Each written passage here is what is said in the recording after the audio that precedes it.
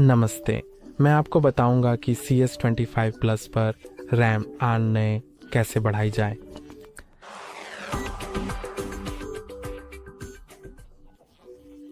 यदि आप कुछ विस्तृत कार्य कर रहे हैं जिनके लिए अधिक रैम मेमोरी की आवश्यकता है और आपकी रैम ख़त्म हो रही है, तो आप इस फ़ोन पर अपनी रैम मेमोरी बढ़ा सकते हैं।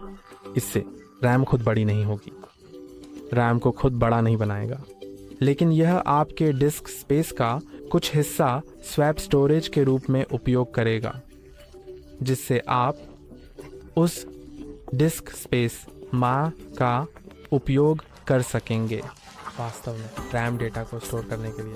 तो आप बस रैम बढ़ा सकते हैं। बेशक ये थोड़ा धीमा होगा, लेकिन वास्तविक रैम से बहुत अधिक धीमा नहीं होगा। तो यह उपयोगी था और वास्तव में अच्छी तरह से काम करता है। तो चलिए सेटिंग्स में चलते हैं। फिर चलिए डिवाइस की देखभाल। अब आप मेमोरी में जा सकते हैं और यहाँ रैम प्लस है। तो जैसा कि आप यहाँ देख सकते हैं, मेरे पास 12 गीगाबाइट है और जब मैं रैम प्लस में जाता हूँ तो मैं चुन सकता हूँ कि मेमोरी कितना बढ़ाना है।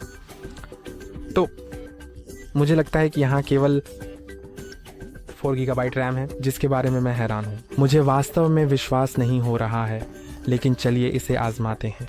चलिए रैम प्लस चलते हैं। ये सक्षम है और 8 GB पर सेट किया गया है, तो ये कहता है कि ये दोबारा है।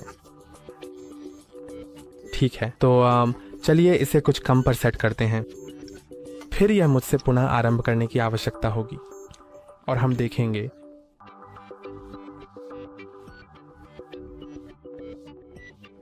ठीक है, मैंने अपना फ़ोन पुनः आरंभ कर लिया है और अब चलिए, शायद मैं गलत था।